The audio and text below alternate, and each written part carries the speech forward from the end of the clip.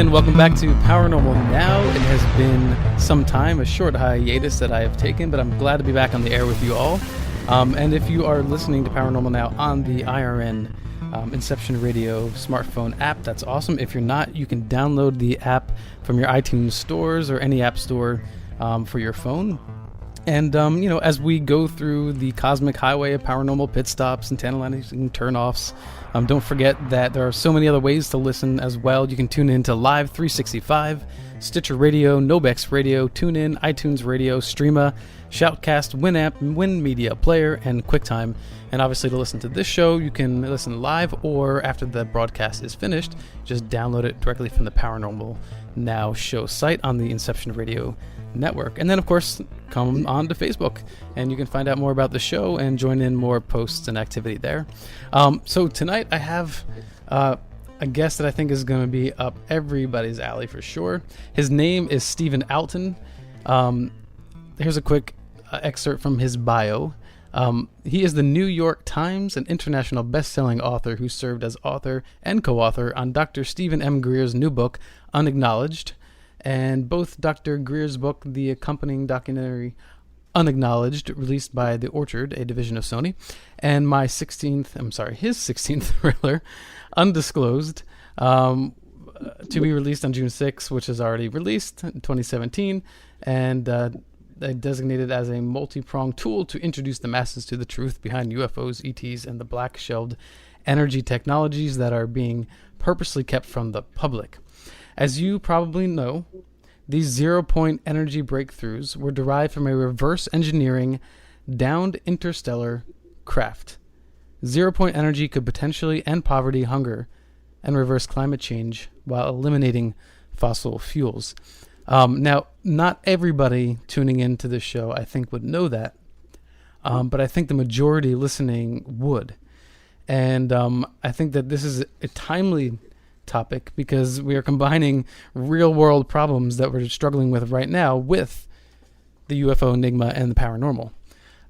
So, Mr. Steve Alten, welcome to the show. Thank you, Alan. Thank you, yeah. So, I wanted to ask you this question before we really get deep into your work. As of recently, it seems that the Trump administration is clamping down on the press's access to their press briefings, meaning they can't record audio or video, or at least not all the time. And I have a personal concern about this because even though the media itself, especially the mainstream media, does drop the ball on a lot of alternative news issues, I am very afraid of what this means, because I know that you are concerned with the keeping of secrets.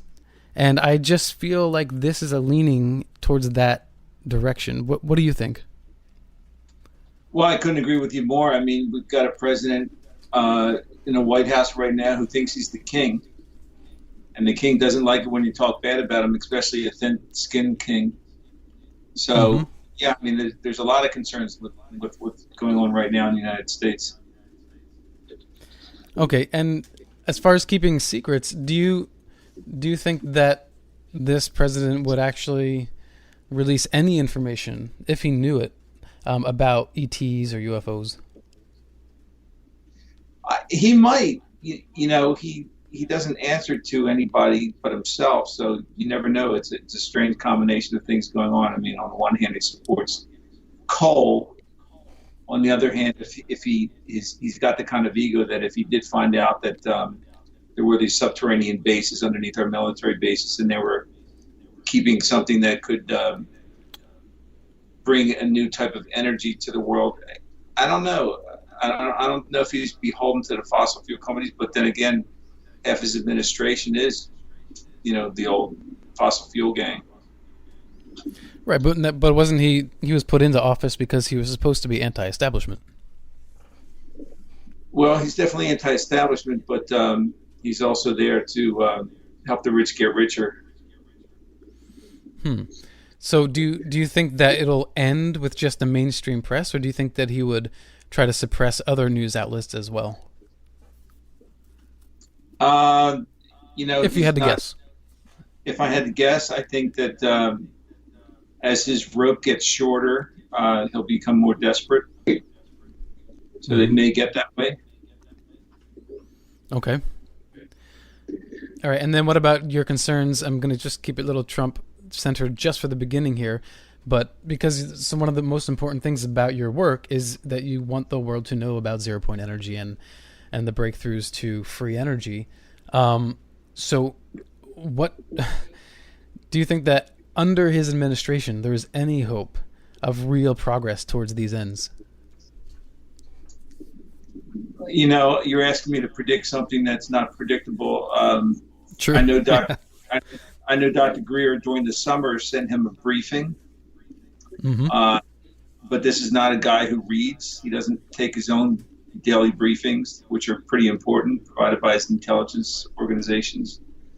So, you know, unless Fox News covers it, you know, if we can get the information to Fox News, if either myself or Dr. Greer or both of us can get on Fox News, and I've been on Fox News before as an author, maybe that's the way to get to him. You know, it's as I'm sitting here and it's occurring to me, I think I need to make an effort to try to get on Fox News when he watches it. Yeah. But there has to be another way to get to him besides Fox News. I mean, that seems pretty absurd, don't you think? I mean, this is a very, very big issue. Yeah, we're living in absurd times. Okay, so then what are you going to do about it? What am I going to do about it? Well, you know, I'm trying to. Or what are you doing about it? Well, there's a process. The process goes if the book becomes one of the books or both of the books become bestsellers, that garners bigger interviews. It also garners the attention of the press. So it's a lot easier for me to get on become a guest on Fox News if the book does well than if the book just sort of melts into obscurity. Fortunately, I've got a pretty decent fan base, and with your help and your listeners' help, maybe we can make this happen. Because Dr. Greer and our whole goal when we met 3 years ago was to get this information out to the public, and he's done a tremendous job in doing that through his Unacknowledged documentary, and the book is receiving great reviews.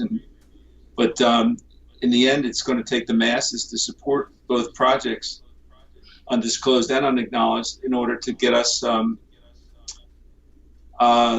listenership on Fox or one of these other outlets that the president listens to. But I don't think, I want to make sure that this is clear. I don't think Dr. Greer believes, and neither do I, that getting to the president is the solution to getting zero-point energy out there. It's the public mass, it's the masses that will determine that, not a president or members of Congress. How do you mean? Well, members of Congress are, there's a lot of them beholden to the fossil fuel companies. And in the president's cabinet, there's members of the fossil fuel companies. So if we're relying on the president to get this done, it's not going to happen. It has to happen from the public. The masses have to say, we demand zero-point energy.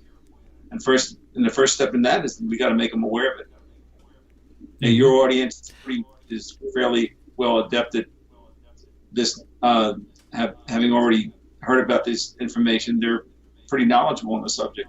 Unfortunately, the masses aren't. So we need to use every tool we can to get them involved. And the first step is to educate them through either Dr. Greer's book or my book or whatever else is out there. Yeah, I mean, I don't know if you mean the masses by, where we spend our money, but if you look at when Trump pulled out of the Paris Accord agreement, you had actually fossil fuel companies saying, no, we shouldn't do that. And, I mean, it looks like BP and Exxon, they have alternative investments because they see the future to come. So they're not putting all their, eggs in one basket. They're getting prepared for that alternative future. So I wonder if we spend the money in the right place, will that help, push us towards that direction? Well, zero-point energy is already out there. It's just that the masses don't know it's out there. It's being black shelf right now. So you have, when I say the fuel industry, you're right. I mean, the fossil fuel companies are all for protecting our Earth. Most of them seem to be, at least in words, hopefully in action. Yeah. But they're still doing it in the terms of continuing to put oil out there as the leading energy source, or natural gas as our energy source. They're not volunteering to go into zero-point energy or, support alternative energy sources like solar or wind. They're still doing it as long as they can make a buck from it. They have no problem with it. I mean, it's great that they, signed off against Trump's decision to pull out of the Paris Accord, but what else have they done? I mean, what action? And then there's the other action that we have to look at: who's safeguarding these zero-point energy devices? Who's safeguarding the technology that was reverse engineered from these crafts that were down back in 47 and on? Well, it's the remnants of Majestic 12. It's the military-industrial complex. It's fossil fuel personnel that sit on those boards and make these decisions. So that's another group that we have to influence as well. Yeah. So I guess you're saying to bypass completely the other green technologies and just go for the gold. I'm not saying to bypass them. I'm saying to make the masses aware that there's another option out there, because zero-point energy, it's difficult to convert solar energy or wind energy into a vehicle, into an airplane. They have airplanes that have now circled the globe, but they're not commercial jets. They're these Gossamer wing craft that have one passenger or two passengers in a board, and that's great that they can do those things. You have to start someplace, just like the Wright brothers did. But you're talking about an energy source that can, in a basically a cup of zero-point energy, can power the country for 100 years. That's a little bit different type of energy source that can take you to the stars. The former head of Skunk Works was quoted as saying before he passed away, we now have the technology to take ET home. Well, this is a guy who would know about that. Yeah. So, Steve, tell us a little bit about yourself and how you got involved in this particular subject. That's an interesting story, Alan. About as you mentioned, I'm a best-selling author of thrillers, and I have a series called the Domain series that deals with the Mayan calendar's doomsday process. The third book in that trilogy is called Phobos, and I was writing it in 2011. And there's a section of it that deals with extraterrestrials and UFOs. Well, in my goal of doing a lot of research for all my books, in the effort to do that research, I came across the Disclosure Project, which was Dr. Greer's baby back in 2001. In May of 2001, we had 20 eyewitnesses who were top secret and beyond, or with the FAA, or with NASA, or with intelligence communities, the military. And when I watched this, I was very impressed. And so I contacted Dr. Greer, and I introduced myself, and I basically asked his permission to use some of the testimonials, excerpts from these testimonials in between chapters in the book. And he was very kind and agreed that I could do that. And when the book was done, I sent him a copy. And the next thing I know, his wife Emily had reached out to get in touch with me, and she said that we're going to be in Miami in December, and we'd like to have dinner with you and your wife. And I said, that would be great. Well, 3 days before we were supposed to meet for the first time, my wife and I are driving home. We live in Palm Beach County in Florida. And it's about 11 o'clock at night. We had just seen a movie. And we're driving through our complex. And I'm looking up into the southern sky, and there's lights coming. They're not helicopters. They're not planes. They're slow moving. And they're about 1,000 feet off the ground. And as I'm watching, well, we pulled over and we got out of the car and stood and looking, and staggered pairs were coming across from south to north. These amber lights, and as they came closer and passed over us, we could see the outline of their saucer-shaped bottom. And we realized that we're looking at UFOs right now, these ships that are coming across. And it was a cloudless night, and as we watched them pass from south to north and beyond us, they simply disappeared in the ether. One by one, staggered pairs, they just simply disappeared. And we weren't scared. In fact, we felt privileged to behold this incredible event. Oh yeah. And of course, 3 days later, of course, the first thing that came after we introduced ourselves to the Greers at dinner, the vow was the first thing we talked about, which was, you're not going to believe what happened to us. And Dr. Greer was not surprised by it. He said this is something that happens a lot to him when he meets people for the first time. It's through sort of the ET's way of checking us out, make sure that we were legit, that our aims were true, and because it all comes down to consciousness and thought energy. And that's how the ETs communicate, through thought energy. Okay, let me just back up for a second. So when you saw the UFOs overhead, when you had that personal experience, 2 questions. 1, can you tell how fast they were going? And 2, did you get any strange feelings during the encounter? The first question, they weren't moving very fast. I would say they were moving anywhere from 30 to 40 miles an hour, which is not fast at all. And as far as strange feelings, no, I felt exhilarated. Okay, but there wasn't like, some people have they feel like they're a receiver and they, had some sort of, I don't know, vibe, rush over them. Not exhilaration, but as if an energy was emanating from the craft or something like that. I didn't feel anything like that I can recall. I mean, it's been, I guess, 4 years, but no, I don't recall anything like that. All right. So then you've made this contact. So you've made this contact with Dr. Stephen Greer, and I guess he trusted you. I would think so. Yes, we trusted each other, and basically he told me what his challenge has been, that he is fighting the establishment, that he's fighting the mainstream media, that he cannot get in front of the mainstream media. And so I made a couple suggestions. I suggested, well, why don't we, I could write a book that's a thriller that is sort of a Trojan horse. I've done it before, where the facts get disseminated to the public without them even realizing it. It's sort of like, there's 2 ways you can cook a frog in a boiling pot of water. One is to throw him in hot water and hold him down and let it burn his skin off. But he's going to fight you on that one. The other way is to put a frog in a pot of cold water and slowly turn up the heat and let him take a nice hot bath until he boils to death. Well, if you use that same way by putting the information in a thriller with a character who's the protagonist, who's basically been tasked by a higher power, in this case Bill Clinton, to bring 0 point energy out into the public, into the masses, and he ends up going down this rabbit hole of intrigue, then we're living the story with him, because we feel the same way that he does, that he doesn't believe in any of this when he first starts out. And that's the hero's journey. The hero goes from point A to point Z, and along the way he believes.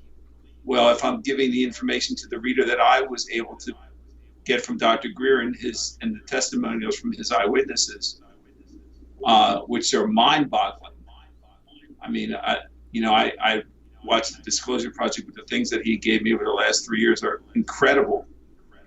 And that's how we were able to write my book and his book. And do you think that the message is more easily shared through a novel rather than, just blogging about it or sharing on radio? Well, let's look at it this way. Dr. Greer, we have a tremendous book getting great reviews by a lot of people called Unacknowledged. That's a nonfiction book. That's pretty much the facts based that I put together in an historical viewpoint, so that it's easier to follow. Sure. But there's a big segment of the population that's never going to. Sorry, there's a big segment of the population that's never going to read that book.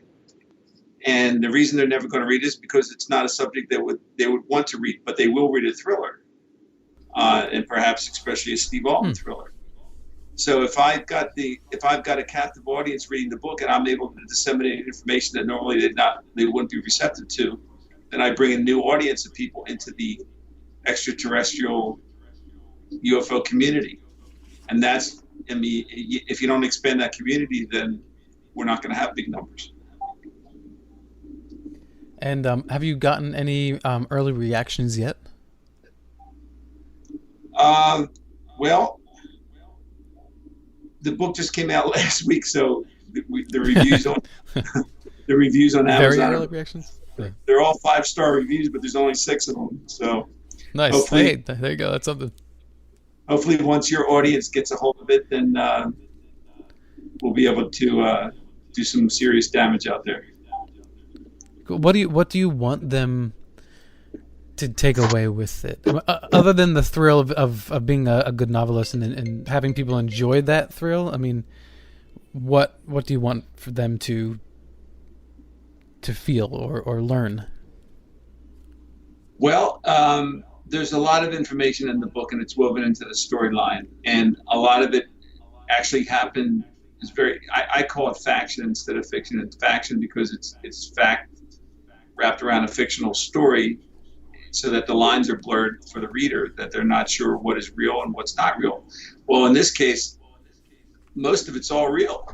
In fact, a lot of it happened to Dr. Greer over his lifetime. These are actual experiences that he went through, that he was forced to go through in some cases, that the hero goes through. And Dr. Greer is actually a character in the book, too. So he's a mentor character. A mentor character is one who guides the hero with the information that he needs to acquire. Okay. Are you using the same name? Because I have not yet read the book. So are you using the same name, Dr. Greer, in the book? Same name. I use his wife's name. I use people that he's come across. Wow. The hero, Okay. Mm-hmm. The hero's name is actually a composite of his former right hand, who was basically murdered. And so it's sure. I mean, novels like this that have are done like this in order to disseminate truth would still typically I would change the names, but that's pretty bold that you would keep them true to form. Not only do we keep the same names in many cases, but for the people who for the subterranean bases, we have the exact locations are listed in both books. And do you speak about that in the forward of the book? That they're actually that they're the actual names. Yeah, like if I go to the bookstore and I just pick this up and I look at it, am I going to know that those names are real in the book? And am I going to know that those locations are real?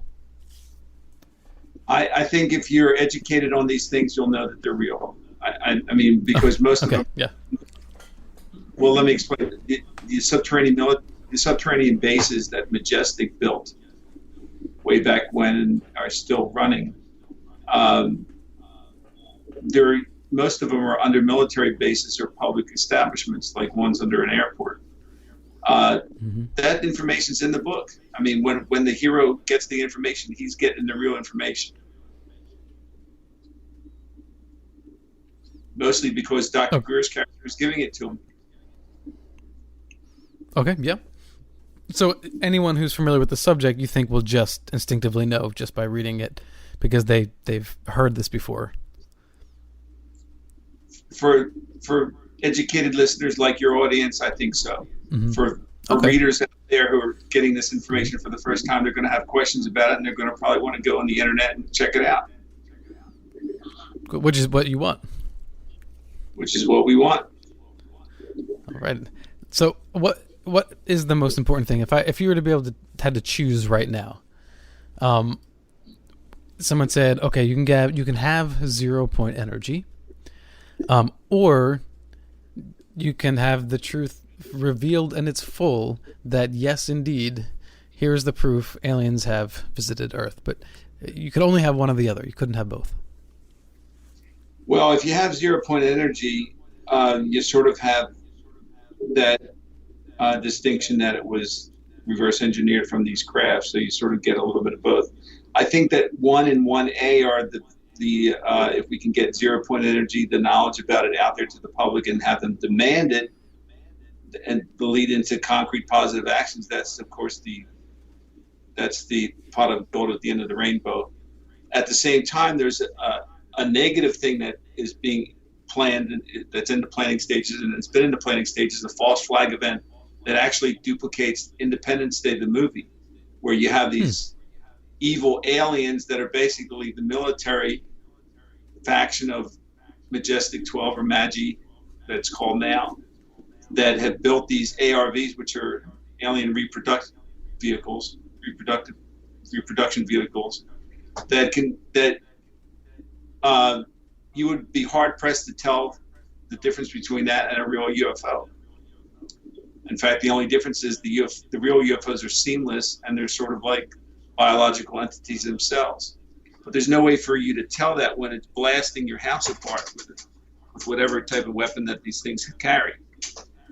So this false flag event is in the planning stages, and Dr. Greer's book and my book exposes it, hopefully so that they won't do it, because if they do it, it puts the military in charge of our planet for God knows how long. I mean, you're looking at like Star Wars, the worst nightmare possible. What? So you're talking about worldwide all at once, or this would be location by location? How do you see it? It would, according to the people that know about it, that are quoted in the books, it would be worldwide. So simultaneous, essentially. Us against them, that forces us to put the military, because the military-industrial complex, especially those involved in this MAGI, they want war. That's how they make money. That's how they stay in power. Well, this is the ultimate false flag event, the ultimate power, the ultimate move that gives them the power for until somebody can get them out of there, which is going to be hard fixed to do when they're running everything. Okay. And then what do you think we can do if this actually takes place? Well, the most effective way to stop it is to not let it get started, to blow the lid off it, because a false flag event only works if the people believe that there is an enemy out there. If they believe that the enemy is us, that a military faction has created this to get us to believe that it's evil aliens, and we expose that before it happens, then they're not going to do it. So that's your hope. That's my hope, and Dr. Greer's hope as well. Okay, and so in a sense, I guess that's part of your mission. It's part of the goal and mission of the books, yes, absolutely, and his documentary as well. Okay, I mean that's quite the noble mission for sure. Okay, we're just gonna take a quick break. Coming up here, we're listening to or speaking with Steve Alten. Steve, what's your website that people can go to find out more about your recent book? It's www.stevealten.com. Okay, great. When we come back from this quick break, I do want to ask Steve more about this false flag, because if that's true, that is bigger than World War III or 4 or 5. So stay tuned. This is Alan B. Smith for Paranormal Now on the Inception Radio Network, and we will be right back.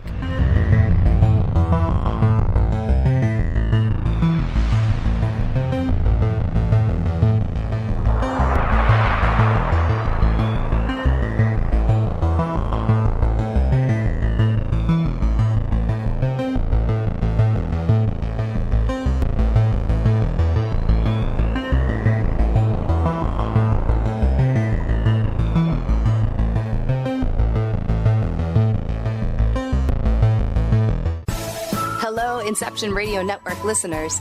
This is Amanda. Remember, you can take your Inception Radio shows on the go. Just download the Inception Radio Network app for your iPhone, iPad, or Android smartphones and access live shows, past shows, guest. And now, insurance-minded speeches from Geico. It's a common expression, don't look a gift horse in the mouth. However, what if the horse's mouth is filled with useful insurance tools? This is the exact case with the Geico app. Yes, the app is free and therefore a gift horse. However, look inside the app and behold, emergency roadside assistance, digital ID cards, bill pay. Get the Geico app. Look it in the mouth. Get amazing services. Thank you. Lineups and much more. Just visit the iTunes Store or the Google Play Marketplace and download it today for free. You didn't forget what's coming up tonight, did you? Hi, Inception Radio Network listeners. This is Amanda. Never miss that interview you were looking forward to or the show on your favorite topic. Follow IRN on Twitter, I_R_N, and get reminders about the evening's live shows as well as fun and important updates throughout the week. That's I_R_N, and never miss a great show again.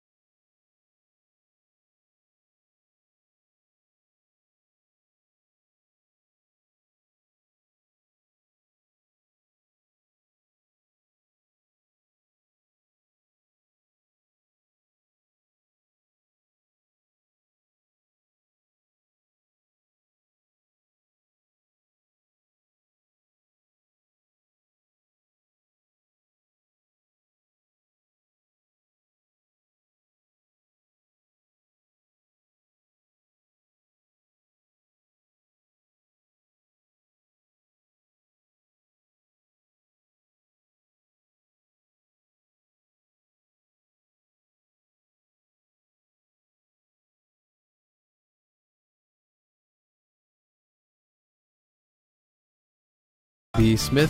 Again, I'm ecstatic to be back on the air again. It's fantastic. I'm sorry I've been away for a couple of weeks. And I have, the perfect guest for this program, Steve Alten. He is working very closely with Dr. Stephen Greer, and he has recently written books, both in conjunction with Dr. Greer's work, one fiction, one nonfiction. And we were speaking of, in terms of reality, what they believe is to come, and it's something like an Independence Day movie invasion, but they are calling it a false flag to be. So if you're just tuning in, basically Steve was saying that these UFOs are constructed by the military here on this planet, so look like UFOs are invading from somewhere else. And the point of this, Steve, is what? The point of this is to scare the bejesus out of everybody so that we basically turn over our leadership to the military. They are looking to have eternal war. That's what gets them off. That's what pays their bills. That's what makes them billionaires. That's what gives them the power to rule over the planet, and that's what they're after. It's pretty sick, but unfortunately, that's what's been in the planning stages for quite a while, and we have eyewitnesses to that who have provided testimonials in Stephen Greer's book Unacknowledged and my book Undisclosed.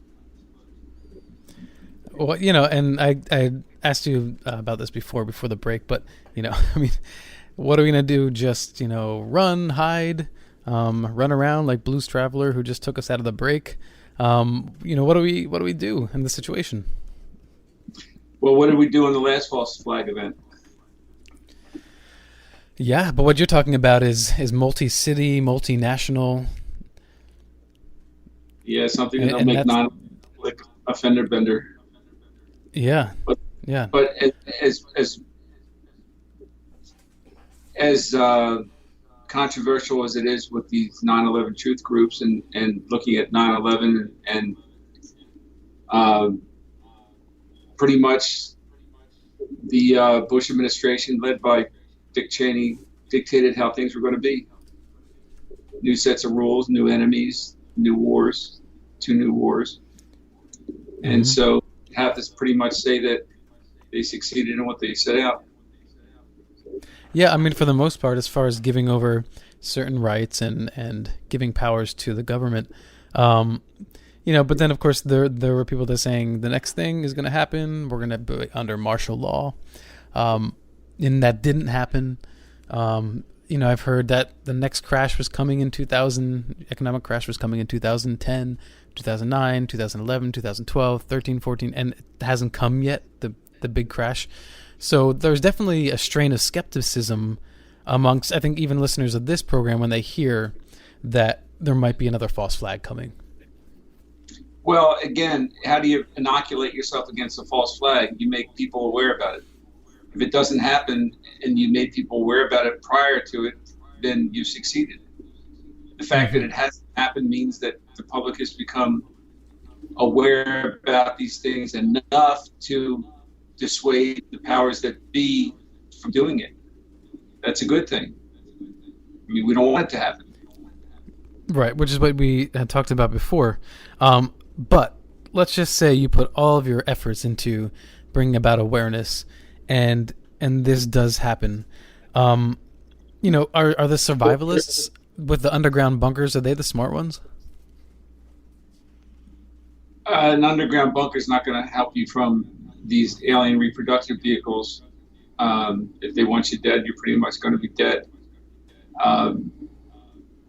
Now, that doesn't mean that the real extraterrestrials aren't going to show up, or, we don't really know what's going to happen. We only know what is being planned and hasn't happened yet. And hopefully, if enough people are talking about this, or if enough people are aware of it, or enough books are sold that gets the messages across, then they don't do it, because then the silent majority that works with magi, I should say, that's the new name of Majestic 12, or the present name, I should say.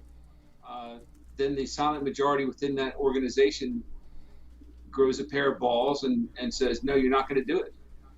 We're not going to let you do it. Enough people know about it now that it's not going to work. So we're not going to allow you to kill 1 billion people and take over, these other countries. We're not going to allow that to happen.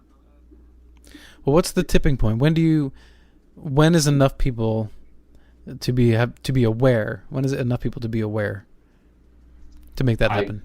I couldn't even venture a guess. I mean, yeah. I wish I could answer those kind of questions, but I'm not God, and I'm far from it. Well, damn it. I'm just damn it, I'm not God. I expected all the answers tonight, here, now. But, okay, so we can probably venture to guess that if Fox News or CNN were to cover this story and cover it seriously, that would probably be enough, right, to stop it, to prevent it from actually happening. Sure, absolutely. I mean, fortunately, there is something called the internet that can get the word out there, or there is still outlets that will get the message to the masses. And by the way, in both books, the locations where these fake UFOs, these fake ARVs, these alien reproduction vessels are located is listed in the book, the exact sites, and along with sites that have these programmed extraterrestrials that were developed to look like real extraterrestrials. In fact, they've got fake grays out there that have are artificial intelligence to the point where they look like biological entities, all to make the dramatics look real. Wait, so these are something like animatronic or what? Closer to biologicals, but they're programmed function. And again, I'm not saying that they're cloned from the real thing, but they're made up to look exactly like the real thing. A bystander, a pedestrian, isn't going to be able to determine the real thing from the fake thing in either case. And so, but they must have an intelligence. So, what are they programmed? How does that work? It's described in the book. I don't have it memorized, so I don't want to give you any information that's not completely accurate. But even the companies responsible for programming them, Dr. Greer gave it to me, and I put it in the book. Sure. So I definitely have to beg the question: how is it that Dr. Greer and or yourself, how were you able to get access to this information? Why even be given this information? The only reason I have access is because Dr. Greer gave it to me, and I edited this book and helped write it. So he had to give me the information for me to help write the book. The reason he was able to get it is because he's trusted in these circles, because they have faith in him, because they believe in what he's doing, and so they've come forward and he's made it so that they don't have to fear about violating their sworn duty as in the military or whatever oath that they may have taken. But essentially, these people are leakers, right? No, because Congress and the president is not aware of these groups functioning. They're operating illegally, and because they're operating illegally, they're not leakers. They're doing their duty as citizens of the United States. And see, that's the difference between them and the guy hiding out in Russia right now. He would be okay, but as Dr. Greer explains in his book and explains as the character in mine, the problem was that he made public information that was legal. You may not agree with it from a morality basis, but the president was aware about these programs, so therefore he did something illegal by publishing them, by putting them out there. Sure. And I mean, can we assume that some members of Congress are aware of this? Yes.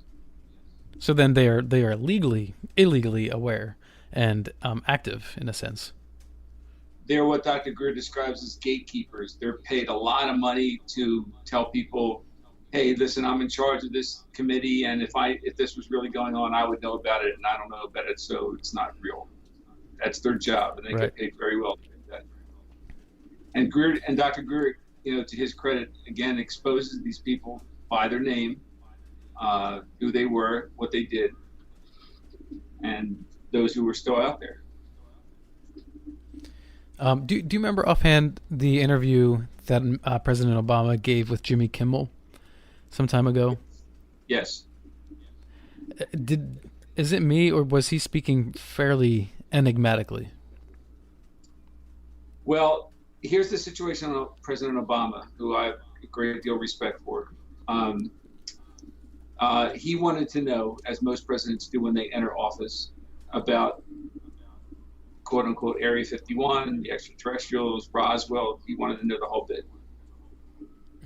The Maggi's response to that was when he went to Stockholm to get his Nobel Prize, they launched a scalar weapon. If you go to YouTube and look up Blue Spiral in Stockholm, Blue Spiral in Norway, I remember that. What this weapon was. Of course, the Russians, somebody said the Russians were testing a weapon. Well, a scalar weapon is scalar waves are waves that are beyond light speed. That's how it was. Scalar weapons, scalar waves, a scalar radar system at Roswell that brought down these 3 UFOs. That's how you do it. That's how we figured out how to bring them down. And so when that weapon was shot off while President Obama and his family were in Stockholm, that was a warning. Back off, because we can take Air Force One down as easy as you can blast anything else in this world. Yeah, so you can't deny that did not seem like a coincidence. Not at all. Not at all. So when Obama's on Jimmy Kimmel's show saying that, what he said, sort of tongue in cheek, he's doing it because he fears for his life. Same thing with Bill Clinton. Bill Clinton was briefed by Dr. Greer Bill Clinton wanted to come forward with this information. Hillary was scared for his life, was afraid that he would wind up like JFK. Mm-hmm. And in fact, when Bill Colby was executed, Bill Colby being the former CIA director, Bill Colby's best friend had a meeting with Dr. Greer and said, I've got a guy in MJ-12 who wants to come forward. Not only does he want to come forward, but he wants to bring you a zero-point energy device and $50 million in seed money. And Dr. Greer said, don't bring him, tell me who he is, let me protect him. And Mr. Colby's friend said he's not going to do that. So a few days before they were going to meet, Bill Colby ended up missing, and 9 days later, which was just enough time to deteriorate the evidence of his murder, his body was found in the Potomac River. And was this while Clinton was president? Yes. Yeah, I wonder because, some people have made claims that the Clintons murdered people, but I wonder if it's the people that were working for the Clintons or in tandem or believed in the same things they believed in, that's why they, were accidentally, killed. Well, nobody was accidentally killed. This was murder, and it wasn't Clinton who did it. It wasn't Clinton's people who did it. It was Majestic 12 killed one of their own. Because the basic rule in Majestic 12 is like Fight Club. Majestic 12 doesn't exist, and if you come out of Majestic 12 and you're giving away this technology and funding, then we're basically going to kill you. And they have. But I wonder if Clinton said, "I want to find out about this," and these certain people went out and tried to find out about something. Those people, or some of those people, were taken out, and it looks like, oh my God, these people that are around the Clintons, they're the ones that are, the Clintons are murderers. Maybe it's because they were, in alliance with the Clintons, and someone else didn't like what they were doing and snooping around in. No, in this case, the Clintons didn't want it. They basically wanted Dr. Greer to run with the ball. They didn't have the courage to do it themselves. Now, what's interesting is when Hillary was running, she came forward with more information than Bill did, and and John Podesta knew about this information, and he was quoted as saying something to the effect that we need to investigate UFOs. And John Podesta, I think, still emphatically believes in that. Absolutely. Yeah. Has Stephen Greer ever met John Podesta or spoken to him directly? I don't know that answer, so I don't want to even venture a guess. Speculate. Sure. Yeah. Okay. All right. So let's continue with this idea of the false flag, and then the world is taken over by the military. What military are we talking about here? Just the United States military, a UN? Are we talking about a one world end game here? For lack of a better term, a new world order with international military. One that gets paid very well, one that forces the budgets of every country to, spend trillions of dollars on the military. So in order for that to work, you would have to have a cooperation of shadow governments in all these different countries throughout the world? Well, there's just one shadow government. They have, they have people in the United States. They have people in throughout Europe and Russia and other countries as well. But it's basically one umbrella organization. And how do they get to that point? How do they get that power? Well, let's go back.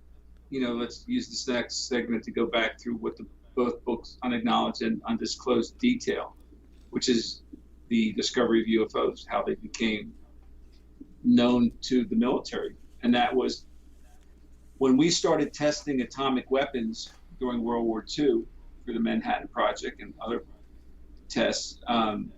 That was the alarm that set the interstellar destination to our planet, because there's evidence that they've been here before throughout history, but they're not evil. They care about us just like they care about any other progressing life form. But you've got a situation where we're a type 0 civilization. There's 3 types of civilizations, 1, 2, and 3, but we're type 0.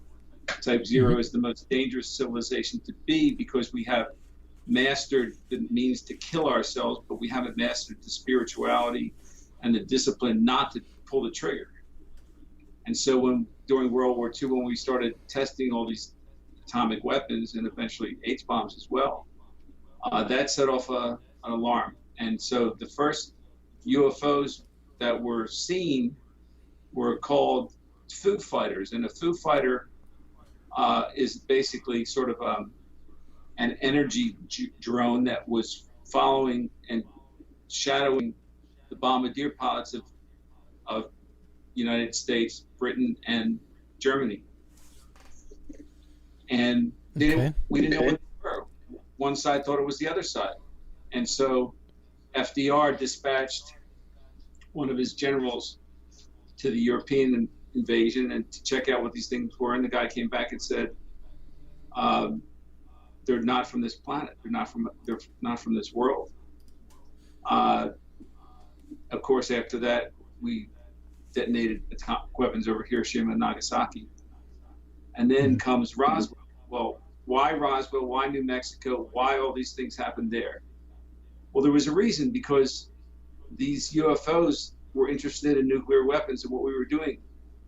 And Roswell was the only Air Force base in the world that had an Air Force that was armed with nuclear weapons. So, of course, they were at Roswell. And, of course, they were in New Mexico, because that's where most of the testing was done. And when they started buzzing in late June of 1947, Roswell Air Force Base had a weapon, and it was a scalar weapon. And they used the scalar radar system to down 3 UFOs. 2 of them collided, and the other one was found a couple years later on some guy's farm. And of course, there were, as the book details, there were 13 more downed aircraft over the next, 8 to 10 years. And an organization had to be set up to handle these things. The first question is, how do you convince the public that these things don't exist? Because, you've got thousands of these things that are flying over the public skies, and people see them. So how do you convince them? Well, I sort of equated it to, do you believe in God? Why do we believe in God? Why do you believe in God, Alan, if you do believe in God? Are you asking me seriously? Yeah. Why? First, do you believe in God? Me? No, I believe in something bigger and more powerful for sure, but I wouldn't call it God. Okay, so you believe in a higher being, a creator. Yeah, I wouldn't say creator in a sense, but I would definitely believe in a universal consciousness or growing, evolving consciousness unto itself. Yeah, it's very vague, but I don't subscribe to any particular religion or dogma. But why would I believe in that? Because, well, my personal experiences, and also, it's life is a wonder, and I don't have the answer. Okay, fair enough. But certainly a large segment of our population, and I'm not religious either. I consider myself spiritual but not religious. But certainly there's a large segment of our population, whether organized religion or non-organized religion, or spirituality, does believe in a higher being. And that's because, for the most part, they were taught that as they grew up. We followed, our parents teach us things, or we learn things in school or religious school, whatever it might be. When it comes to UFO, but nobody has actually seen God. Some people may claim to have seen God, but nobody's actually had a conversation with God or looked up in the sky and there was the face of God and he was carrying on the conversation. Now, when it comes to UFOs, we have seen them. My story started off tonight with telling my own personal experiences about it. Certainly, a number of your listeners have had their personal experiences. But why is there a shame that comes from claiming that you've seen a UFO? Because back when these extraterrestrials, these interstellar craft were flying over the skies, and they still are, the administration, the Eisenhower administration, decided that, we can't let the public know about it here because A, they're going to panic. B, you have to realize what things were like back then. We were in the middle of a Cold War with Russia. We were, when you look at a superior intelligence that's buzzing our nuclear facilities, part of your thought process is, well, let's hope the Russians don't get a hold of this technology, and let's hope that we can beat them to it. And that's not an abnormal reaction. I mean, because the Cold War was going on, we were testing H-bombs, which are much more powerful than the atomic weapons we used in Hiroshima and Nagasaki. And so there's a paranoia that's going on in the mid-1950s under the Eisenhower administration. And so Eisenhower appoints Rockefeller to create a new agency that's going to handle all this, and that's where Majestic 12 comes from. But in addition to that, they create a policy which basically states that UFOs don't exist, and if you think they do exist, you're nuts. And anyone who claims to have seen a UFO, we're gonna come out and really attack you. Right. Sort of like reminiscent of what happened after 9/11 with the Bush administration, where if, God forbid, you question anything, we'll kick you out as a reporter. You're not going to have access to the White House. You're not going to have access to anything. Yeah. And with, like the Dixie Chicks, if you question our government, boy, we're going to blackball you, and you're not going to have a career. Right. Which they're basically calling them unpatriotic, but in fact, they were being the most patriotic of all. Exactly. Yeah. So, I mean, but back in the 1950s, if you claimed to have seen a UFO, you were nuts. And they went as far as Dr. Greer describes, that they incorporated Disney into this little plot so that they would make cartoons about aliens, and these little alien creatures were, they were evil, and Bugs Bunny was the hero. And all those things go into the impressions on the public that that the public is looking at the king, and the king has no clothes on, and everyone's saying, wow, what a beautiful set of clothes the king has. The king is completely naked. Are you kidding me? So that's the reason. I'm getting a sense of deja vu today. Yeah, I mean, that's the reason that most of the public, well, I think things are changing a little bit because people see them, but the public, for the most part, doesn't come out and say, yeah, I saw a UFO. I was in Phoenix when the Phoenix lights happened, and those things really happened. Then you have the governor come out the next day, and he's got a guy dressed up in a UFO costume or an ET costume, and makes a whole joke about it. Well, what are you joking about? There were tens of thousands of people who saw these lights last night, and now you're telling us that it was something else? People start to question their own eyesight. Yeah, on the local level, maybe some people will question their own eyesight, but on the local level, people will still say, well, I know what I saw. But you're right, on the national level, other news outlets are going to go, well, what can we do now? We're just going to have to go along with the official story. It's easier. Well, for instance, my wife and I had an experience, that I told you about. Now, if it was in 1950s and we were around and I went to work and I wasn't working for myself, I was working for a company, and I mentioned that, hey, guess what my wife and I saw last night? We saw these UFOs. I might lose my job. If I was, I'm certified to teach in high school. If I was a teacher in high school and I told the class, I saw a UFO last night, parents hear about that. What are you teaching my son? That you believe in UFOs? Get this guy fired. So, it's a different type of time period, and again, it happened during the Cold War as well, so everybody's a little bit paranoid, and as it is, I mean, I remember I'm not quite that old, but I remember being in elementary school where we had drills that everyone was ducking, covering under desk and hiding out in these hallways that supposedly were secure. Well, if an H-bomb goes off, you can bend over and kiss your butt goodbye. I mean, it don't matter where you're hiding out, you're pretty much dead. Yeah. Okay, cool. So let's continue on with if I may, the shadow government. Okay, so we're let's say this story goes the wrong way, and we are now under the military rule of the shadow government, one world government. What is that going to be like for us? Well, you're talking about a ruling entity that basically has no. Yo, everybody get up! Everybody get up! Everybody needs to understand that I'm more than simply a hype man for this rap group, just like Geico is more than just a company that can save you money. Geico also has fast and friendly claim service, so they can help you when you need it most. And while I do love being a hype man, I also love reading for children's audiobooks. Like Little Bo Peep, she lost a sheep, and she don't know where to find them. Yo! Geico. Expect great savings and a whole lot more. Tolerance for anything.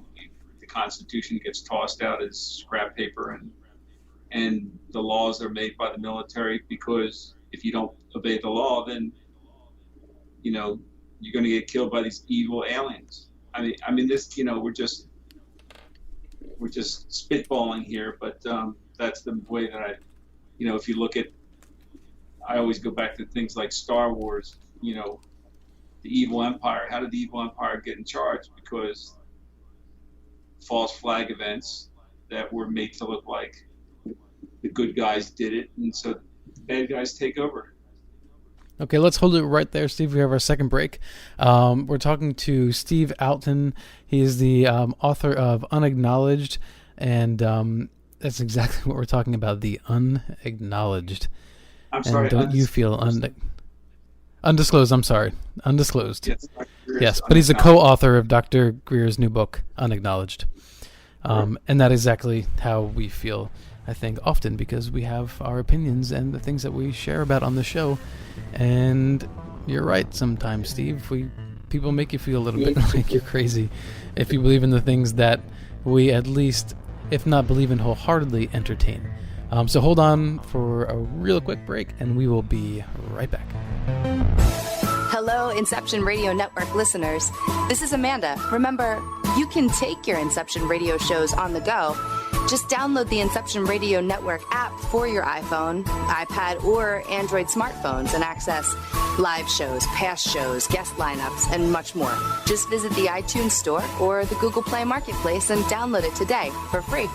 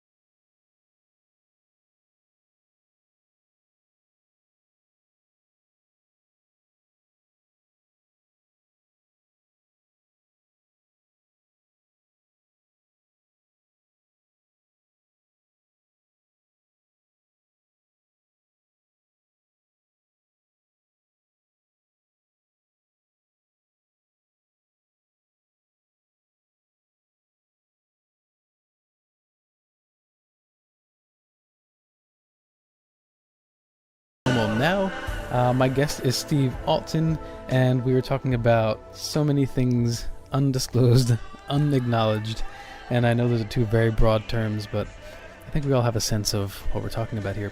If you're just tuning in now, thank you.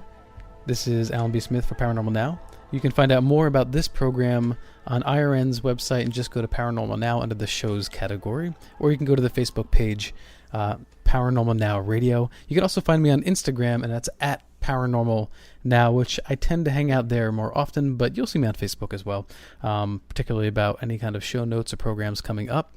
So Steve, again, can you tell us where is best to get information about you and your works? Information about me, you could take a look at all the books that I've written and book trailers and all sorts of information that's fun to read at www.stevealten.com. When you go there, you may be prompted to get my free newsletter, which comes out every month, where if you get my newsletter, you may end up becoming a character in one of my books, and all the minor characters and a couple of the major characters in all of my thrillers are actual Oh, that's pretty cool. fans that have written to me or entered contests and become immortalized in print. Nice. Who doesn't want to be immortalized? Actually, I was just talking to someone recently. Often you hear in terms of presidents or famous people, and you hear in terms of so important, their legacy. And I just kept thinking, like, really? How important is legacy? What's more important, legacy or what you're doing right here and right now? And I get the sense that's more important to you as well, because it's the here and now and our short-term and medium-term future that you are deeply concerned about. We'll pick up this conversation. Hopefully, we'll turning it onto a lighter note. Steve had made that suggestion. I think it's a great suggestion because there is a dark side to the story, but hopefully there is a lighter side as well. And if you are a program listener, don't forget that you can also listen to Inception Radio Network on Roku, if you have Roku. And of course, you can listen to on the Smart app, Stitcher Radio, TuneIn, and iTunes as well. Immediately after this program airs, it will be available for download. Okay, so Steve, we spent some time on the darker side of things, true, but we don't want to avoid that either. But you feel like there's another side of the story to tell. So if we can leave it at, okay, the worst that could happen is this one world government, the shadow government, ruling our lives. And your response to that, and the positive note would be what? Well, it deals with how Dr. Greer acquired his knowledge and became so adept at communicating with extraterrestrials, because he does communicate with them. And there were two events in his life that are detailed in Unacknowledged, and also through his character in Undisclosed, the novel, where when he was younger, I think he was 8 or 10 years old, he and a bunch of his friends in North Carolina looked up in the sky and they saw a UFO. It was daytime and they saw it, and it passed overhead, and they were convinced exactly what it was. Of course, they told their parents, and the parents, thought they were lying, of course. But Dr. Greer had this experience. Now, when he was 17 or 18 years old, he had a near-death experience. He had a wound that had not healed on his leg, and got infected and septic. And he was in a room in a I don't know if it was a cabin or wherever it was where he happened to be, and he was alone, and he died. And his soul, and of course, I should say prior to that, he was very much into meditation, into the Eastern meditations and Hindu meditations, and so he had out-of-body experiences that he could control. But when he used to go up into space, and where he was his consciousness would go up into space where he felt very comfortable. So when he died, when he passed away with his near-death experience, his consciousness went up into space, and he communicated with other beings and angels, if you will, and the book details exactly the conversations he had, which were thought energy, and how higher beings communicate amongst each other. Well, he became conscious. They gave him a choice of whether he wanted to go off into the spirit world or go back and fulfill his destiny. And who exactly gave him the choice? The beings that communicated with him. Okay. And so he chose the even though he preferred to stay with them, he chose the latter, and had a fight to get back into his body. And but he recovered.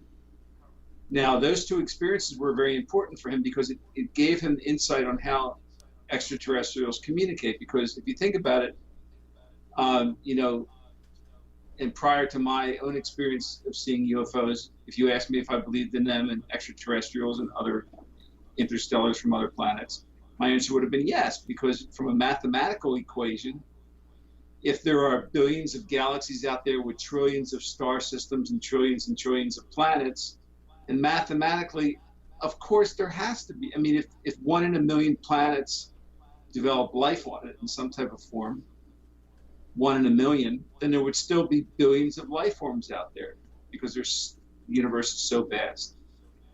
But there's a different level of acceptance when you actually see one for yourself than do a mathematical equation in your head. Well, Dr. Greer had seen one for himself, and he had also had a near-death experience that taught him that if a life form comes from a planet 1,000 light years away, then how do they get here? First of all, because if it takes them 1,000 years, they have to travel beyond the speed of light, or in this case, in a higher dimension.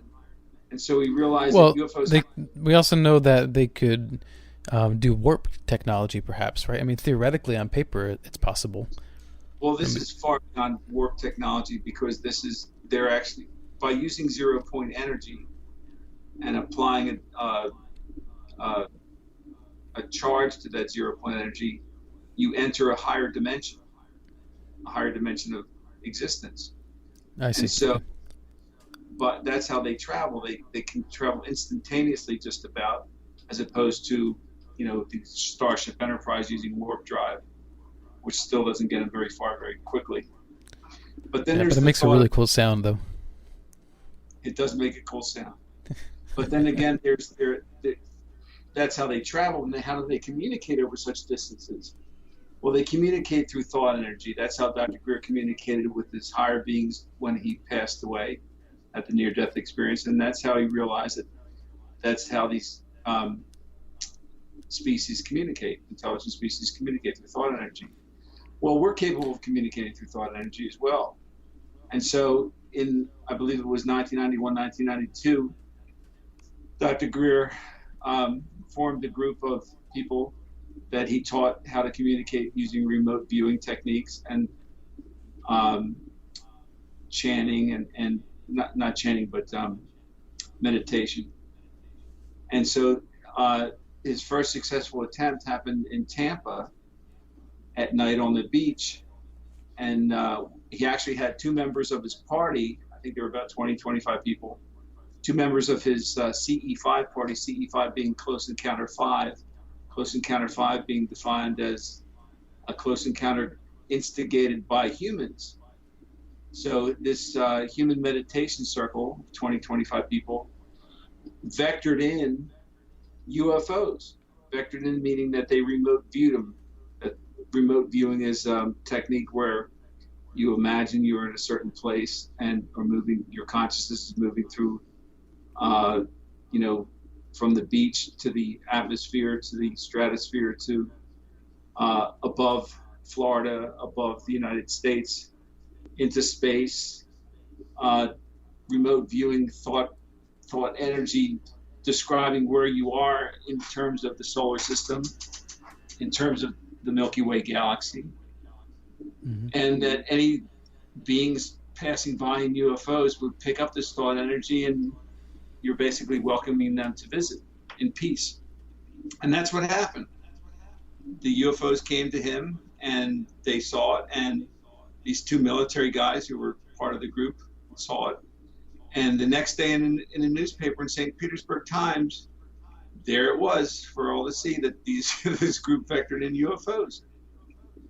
And so what came of that was that the two guys in the military talked about it to other people in the military and other people in the intelligence community. And the next thing Dr. Greer is realizing that he's being invited to a group meeting about this situation. And so he sort of went into it with eyes wide open, but a little bit naive. And he realized that a lot of people at this get-together were members of Magic 12. Majestic 12. And they basically said, what the hell do you think you're doing? And he said, I'm doing what the hell I want to do. You're not going to stop me. It's a free world, and you're not going to, I'm not part of your group, and I'm going to do whatever I want. But Dr. Greer realized by confronting these people and not backing down that he wanted to make sure that these future CE5 events, his group was not going to be fired upon, because what happens is when the UFOs come out of their higher dimension into our physical dimension, that's when they're visible on radar to the military. And so all these events that had these successful CE5 contacts, the military jets would show up right away. So it's during the transaction of coming out of the higher dimension into ours. Once they've settled into ours, can they still be picked up on radar? Yes, that's when they're vulnerable. And okay. But the extraterrestrials are encouraging this type of contact because they don't want to meet with the president. They don't want to meet with members of Congress. They don't want to meet with the UN. They want the people to have the understanding that it's the people that they're here for, not the leaders that are going to, lie about their existence or create a false flag event that starts a war. What are they waiting for? I know the question's asked all the time, but what are they waiting for? I'm not an interstellar. I'm not in communication with them, so I could only venture a guess. Dr. Greer is certainly better adept and qualified to answer that than I can. But you believe that their intentions are good. Totally peaceful, but they're not going to allow us to destroy this planet, and we are on course to destroy this planet. I mean, we have, like we started out in the beginning of the program, we have a president who was elected on the promise that he's going to bring coal back. Well, why don't we bring typewriters back too instead of the internet? Why don't we bring black and white TV sets back instead of flat screen television? It's ridiculous, but it's also harmful to our planet, and we cannot allow that to happen.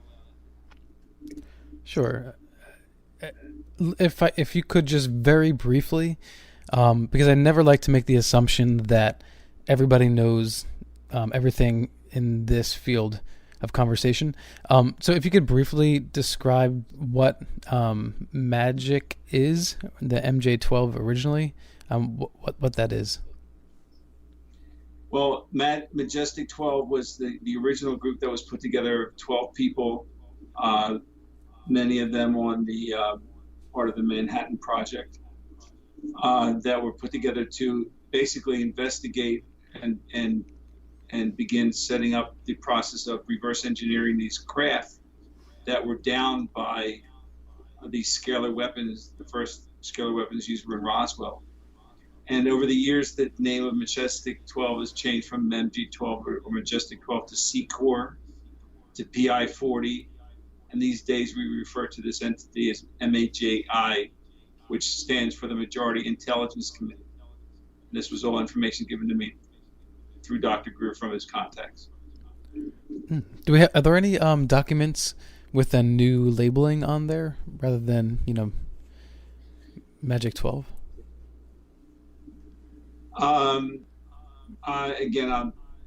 Dr. Greer is better off answering that question. I can't recall specifically if there are, but Dr. Greer has a number of dozens and dozens, hundreds of documents in his possession that were given to him by contacts in and outside of MAGI, including a document that basically listed the locations of these subterranean bases, which the document is listed in both Unacknowledged and Undisclosed. It's part of the storyline in Undisclosed. Okay. NASA has spent a lot of time exploring whether there is, life off of Earth. And I feel like if we could actually prove that there is, life off of Earth, remove any doubt that there's, exobiology, then maybe the greater culture and even the scientific community would be one step closer to being able to accept that we are being visited. And then I think, well, what if NASA had streamlined all of their efforts into one singular goal, being let us confirm once and for all if there is life on Mars or another body in the solar system once and for all. They probably could have done that, I would think, instead of, spending money here for this. And I'm glad that they're doing the work that they're doing with the budget that they have. But I feel like instead of sending a satellite here, satellite there, study here, small thing here, what if they focused all of their energy and money on just that one question? Let's find out once and for all. Do you think that there's a reason they're not doing that? Absolutely, and the reason is because it's a giant lie, it's a giant hypocrisy. NASA knows that these things exist. The astronauts know that these life forms exist because there's moon bases on the dark side of the moon. And when I was given this information, I was shocked by it, because I believe that NASA is good and NASA is pure and NASA is not evil. NASA is a scientific body. But in fact, as Dr. Greer rightly points out, NASA was created because we were in competition with the Russians, the communists. And Jack, challenged us in the best way possible that to be the first country to put a man on the moon. But it was us against the quote unquote evil empire who had just launched Sputnik, and we were falling behind. This NASA, the putting of a man on the moon was more of a military operation than it was anything else. And so that the military goes straight against what these interstellars want us to do. And NASA knew that there were these structures on the dark side of the moon, on the far side of the moon, because they had photographed them. Of course, they didn't make it public knowledge. But when they prepared for the Apollo 11 mission, one of the reasons that they prepared was that they knew that there was a very good chance that these interstellars would be there to greet us, and not necessarily in a kind way. So that they sort of set up B-roll in a studio, I believe it was in New York, that they'd be able to cut to in case these interstellar, there was a delay in the transmission from the moon back to Earth, so that that gave the people on NASA time to switch over in case these interstellars appeared on the Apollo astronauts video. And so when Buzz Aldrin and Neil Armstrong landed, there they were. And there's actually an excerpt, there's actually a scene taken from Apollo 11 on the moon that doesn't jive with the rest of the scene, where they cut to the flag, the American flag, only the American flag is moving. Well, there's no air on the moon, so how is it moving? And that's what sort of gave the conspiracy theorists their red meat to go after this claim that there was no moon landing. There was a moon landing, but there was also a cut to segment of the flag that was not on the moon. It was taken from B-roll that had been previously shot. And the astronauts, Go ahead. I'm sorry. Well, the astronauts were warned, basically given a briefing, that if they discussed any of these things, that they would end up dead, and so would their families. So the astronauts weren't too happy about that. And a few of the astronauts have talked to Greer and Dr. Greer, and some of them have passed away since then, and some of them are still alive. But they are eyewitnesses to the fact that that these extraterrestrials, these interstellars, are there. Now, the other thing about this is that groups like Skunk Works are working on reverse engineered ships like these ARVs that we talked about before, alien reproduction vehicles, that can go beyond the speed of light, that can travel across the galaxy. In fact, like I said, the Skunk Works head of Skunk Works was quoted as saying, "We now have the ability to take ET home." So you have a big hypocrisy going on. You have NASA that is basically working with the technology of a bomb strapped to a ship. And two of these bombs have gone off in space shuttles that were destroyed. That is, we shouldn't be using that technology. It's like using a horse and buggy as opposed to a stealth bomber to travel through. I mean, we have the technology in Skunk Works, but NASA isn't allowed to use that technology, and they know it exists. But the hypocrisy is you're not allowed to talk about it. And it's not all of NASA knows it exists, but certain members of NASA knows it exists, and certainly the skunk works people know that these things exist, and the people that are working at MAGI, that are scientists, that are rocket scientists, that are involved in building these ARVs, they know it exists as well. So we're just not. So how many of those everyday NASA scientists that clock in and out of work, how many of them know about the truth? If you could guess, I mean, because they can't possibly all know, because I would think you would get some serious leakage. No, it's a very small few, I'm sure, but certainly the people that worked on the Apollo 11 project and had to pick out landing spots on the moon, they know about it because they were given the photographs of the moon on all sides of the moon, and they saw these structures. And some of the eyewitnesses that Dr. Greer has put together for Unacknowledged and the information transferred into Undisclosed, the thriller, were eyewitnesses who worked in the photography section of these of NASA, and under threat of their life were told not to discuss it, and some of them ended up missing because they did discuss it. They saw the photos themselves of these structures on the moon. And we also have former astronauts that have come out and said that alien life does exist.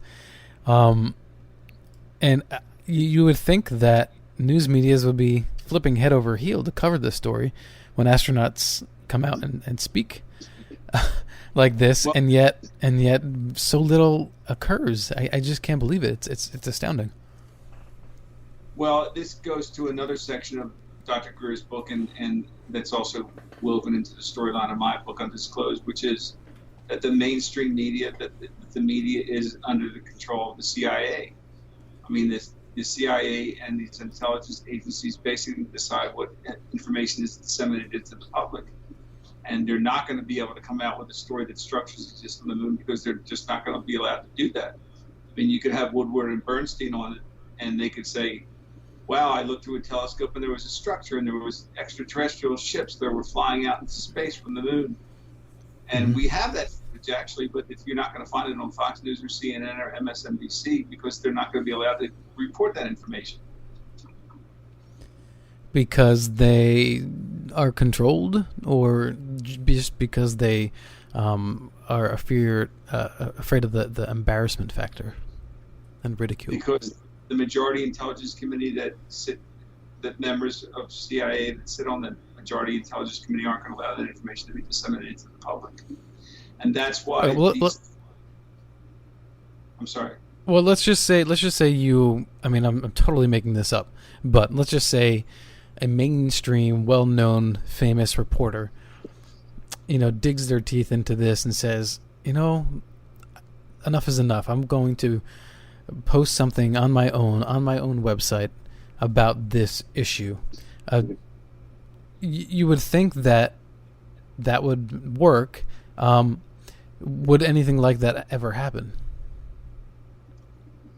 Well, we have to get the information across to the masses, like I said, throughout this program, because that's what gives the strength to the individual who has the guts to do something like that. But Dr. Greer was invited on 60 Minutes. There was a group reporter from 60 Minutes who wanted to cover it. And, of course, that never happened because the powers that run 60 Minutes said, no, you're not going to report that. And if you got a problem with it, take a hike. Too bad.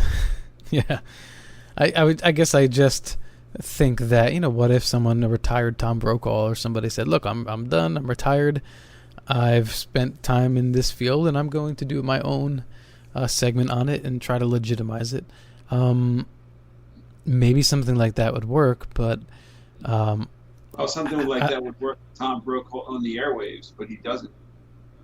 But if he just did a video blog, it probably wouldn't, right? Well, that would work for the people who watch this video blog, but how are you going to get attention to it? I mean, to get those massive millions of people.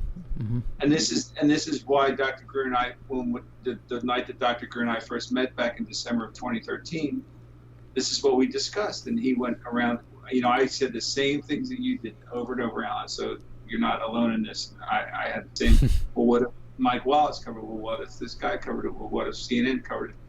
And Dr. Greer patiently said, it's not going to happen. We've already tried. And so I said, well, that's what I made a suggestion. Well, let me write a book about it that's fiction. Because if the information is tucked in a nice Trojan horse that becomes a New York Times bestseller and a major motion picture, that's where we're going to get the information out. Because if it's fiction, they're not going to be interested in stopping it. But we wrote both books. We wrote his book, and he gave me the information to write mine. Yeah. As well as the documentary Unacknowledged, which is put together by Sony, the Orchard, which is a division of Sony. Yeah, and Unacknowledged, it's now available to rent and to purchase online. I know on iTunes, Amazon, right, and some other places as well. And it was number one on iTunes. It's been number one, I think, 5 out of the last 6 weeks, which is impressive. Nice.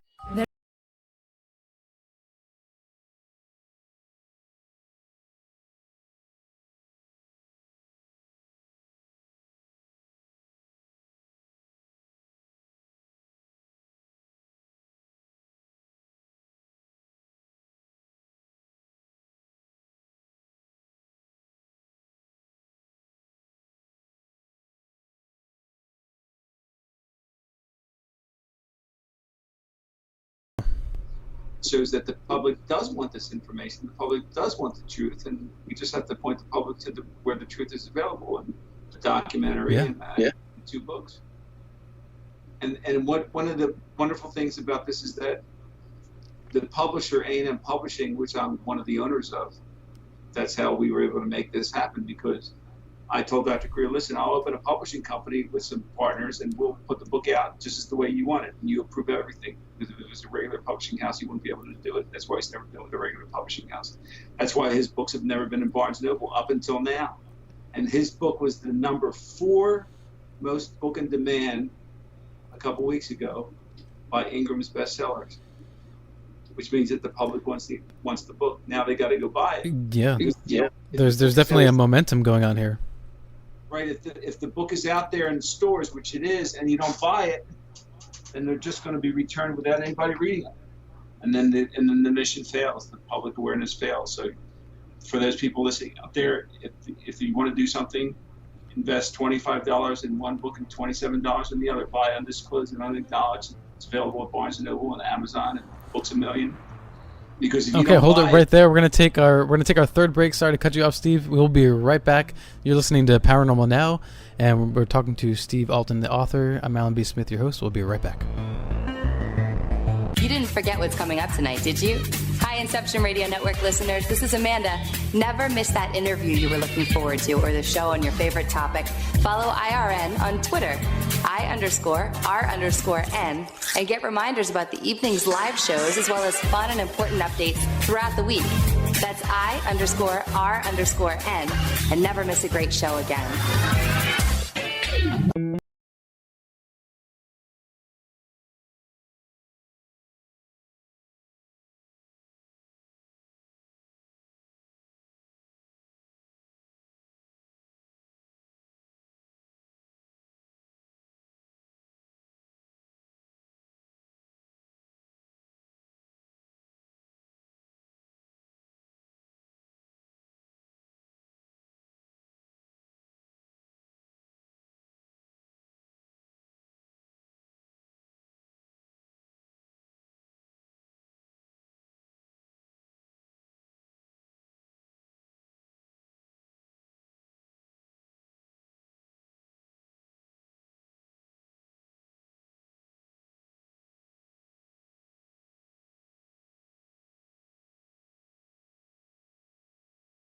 Out of the second break tonight was Morphing Through Time by Enigma, and just now taking us out of the break was Amber by 311. If you're just tuning in, we're speaking with author Steve Alten. Steve, you have a book, your first book, right? MEG, coming out as a movie soon? Yeah, Meg is short for Carcharodon megalodon, which was the prehistoric cousin of the great white shark, 70 feet long, 100,000 pounds. And I actually wrote Meg back in 1995 It was optioned as a movie before the book even came out, and we've been through 20 years of being left at the altar. But finally, my producer, Belle Avery, and her partners in China financed the movie, $150 million budget, and Warner Brothers joined on. And so they filmed it. It's starring Jason Statham, Ruby Rose, Bing Bing Lee, and an international cast. And it will be out on August 10th, 2018. Well, that's pretty cool. Are you excited? I am. I'm very excited about it. But it sort of segues nicely into what we were talking about at the break, and what the game plan is for getting this information out there about UFOs and extraterrestrials, and stopping this false flag event, but most important, getting 0 point energy out to the public so that we can, if nothing else, save our planet. Yeah, I think that would be one of the highest cause, if there is one. So, what are you going to do as far as helping to increase the communication with a higher self or these other beings, other than writing the book and co-editing the book and the documentary that's come out? You spoke of earlier perhaps us meditating, trying to reach your consciousness higher so that it could contact these higher intelligences. Is there more than that we can do? Yes, absolutely. CE5 training is something that a lot of people will be interested in, and they can get information about that from Dr. Greer's website, www.SiriusDisclosure.com. That's SIRIUS disclosure.com.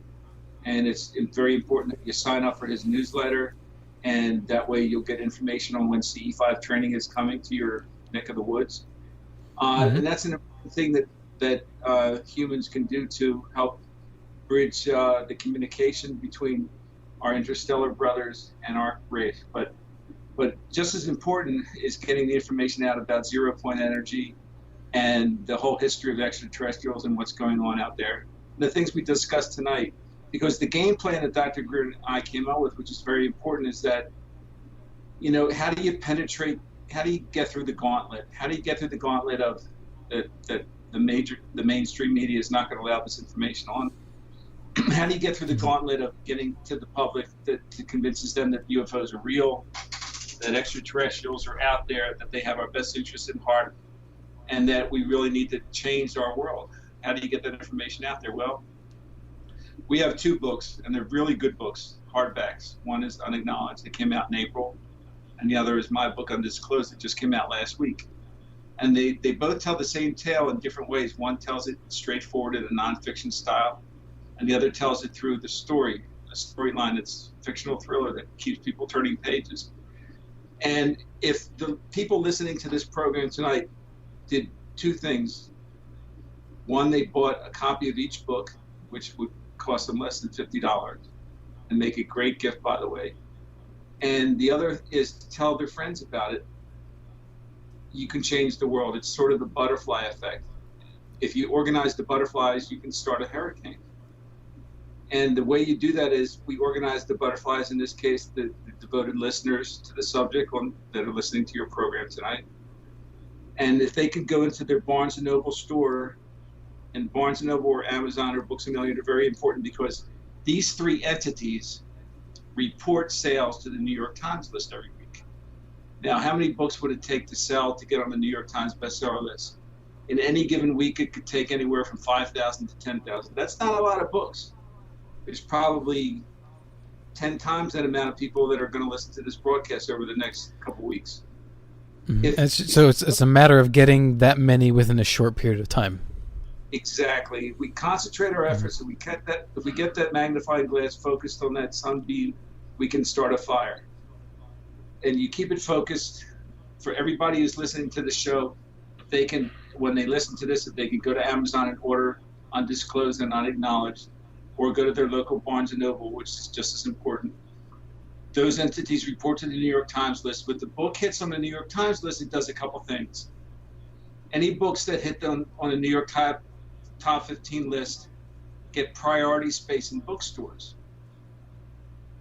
They're also added to a special list that comes out that the buyers for Walmart, Sam's, and Kmart and Target buy off of, and the drugstores and Walgreens, all those chains, Publix, supermarkets that carry books. They all buy off of this bestseller list, so that increases it tenfold. Now, there are producers out there, TV producers and movie producers, who search the New York Times list to see what's hot. So if Undisclosed or Unacknowledged pop up on the bestseller list, it increases the chances of these stories becoming a major motion picture. Now, what does that do? You go from, tens of thousands of people getting the information to literally hundreds of thousands, millions of people getting the information across the globe. Just like millions of people are thankfully going to watch my movie Meg when it comes out next year. The same thing can happen for Undisclosed or Unacknowledged. Now, I'll let you in on a secret. Dr. Greer and I have already signed a short-term commitment to a TV producer who's shopping these two books out there. And what gets the networks interested is ratings. Well, if you've got a New York Times bestseller that's based upon your new TV series, that gets things greenlit. So now you've taken a book that that these listeners are buying like butterflies, and you create a hurricane effect. Now you've got a TV series out there. So you've just penetrated the gauntlet that was set up by the mainstream news media. Now there's another gauntlet out there that can be penetrated as well through foreign sales. Every year in Germany, you have the biggest book fair in the world, the Frankfurt Book Fair. Now, if these two books are bestsellers prior to October, our literary agent and representative for our foreign deals will have a huge gust of wind in his sails to sell the books to every country that attends the Frankfurt Book Fair. Now you've taken Dr. Greer's information and his testimonials from his top military people and intelligence agency people who had the guts to come forward with this information, and you've disseminated it around the world, all because the butterflies got together on Alan Smith's show and bought the book after listening to this broadcast. And there's an appetite all over the world for this, so I can see that spreading, and Dr. Greer's reputation certainly precedes him. I do want to ask you then, too, because I know there has been some controversy around Dr. Greer in the past about claims he's made. Do you feel that he's been cleared? I know there was an issue with an alien body that was supposedly an alien body, which came under fire. Have you guys talked about that at all together? Not really, no. We have talked about that he has enemies out there that will stoop to every possible low position possible to bring him down. It's sort of expected in this type of arena. I know, having spent, literally 50, 60 hours with the man over the last 3 years, including attending a week CE5 event in Florida, that the man's the real deal, that he's completely dedicated to this, that he's had attempts on his life, that he's had unbelievable stress, and if anyone is out there that deserves it more, I don't think so. This guy needs the wind in the sails that you guys can provide, and my job was simply to give him the tools to help create these bestsellers, because I've been on the bestseller list before. I've had 4 books on the New York Times bestseller list, and I've had 4 books on the international bestseller list. So I've been there before, and I want to help him get there as well. The anti-gravity or zero-point energy technology, don't you think that could be discovered by people here, or rather invented by people here? I know some people have made claims to it, but it seems to me if you actually did create this in your garage or your laboratory, you could just release it, right? You can just make a couple of copies of whatever this technology is and release it. So I don't know if anyone actually has, if they've been suppressed or not for real. But I guess ultimately my question is, can we just do it on our own? Absolutely. But you have to be aware about it first, and you have to create a venue so that it can become a commercial venture. And the first person to figure out zero-point energy was actually Nikola Tesla. And Tesla was a brilliant guy, probably far more brilliant than Edison or Einstein, and he realized 100 years ago that humans may exist and think in 3 dimensions, but nature actually prefers to work in 4 dimensions, the fourth being time-space, which is zero-point energy. And what Tesla figured out is that by applying a high-voltage system to an electromagnetic field in a counter-rotating vortex, he could allow nature to reorganize the flow of protons and neutrons and essentially use zero-point energy. So in 1901, if you can believe this, Tesla was actually preparing to use the planet's own magnetic field as a giant dipole in order to broadcast electricity to ships without wires. This is an experiment that would have led to free energy and changed the world. So what happened? Well, J.P. Morgan happened. And J.P. Morgan was a wealthy industrialist who had actually invested a lot of money in copper wire, which was being used in homes and businesses to wire for electricity. And what J.P. Morgan decided was that giving away free energy to the people without charging them for it was un-American. So before Tesla could conduct this experiment in 1901, J.P. Morgan got his cronies in Washington to shut it down. And they confiscated all the scientists' papers and inventions and basically left them destitute. And that's a pattern that has repeated itself out throughout history. Every scientist who has ever figured out how to tap into the zero-point energy field has been either shut down or silenced by the powers that be. Yeah, now, I guess I wonder could you make, this machine or technology or whatever the right word is for that. Could you not just make one, replicate it, mail it out, and then have your own, have several copies of this thing out there, record it on high definition video, what you can do. I just feel like there would be a way that you could get around that these days. Certainly not back then, but today I feel like... Well, let's think about that for a second. The first thing, let's say that you made a breakthrough in your basement, zero-point energy. What would you do? Well, you'd want to get investors so you could produce this.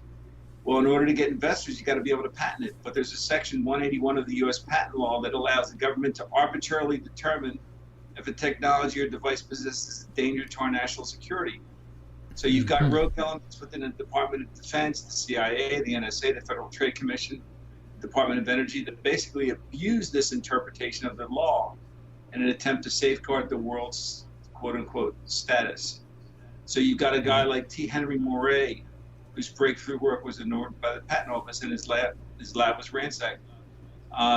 You have a guy, T. Townsend Brown, one of the founding fathers of electrogravitics, who discovered that he could access zero-point energy by utilizing high voltages and cause a vessel to actually levitate off the ground.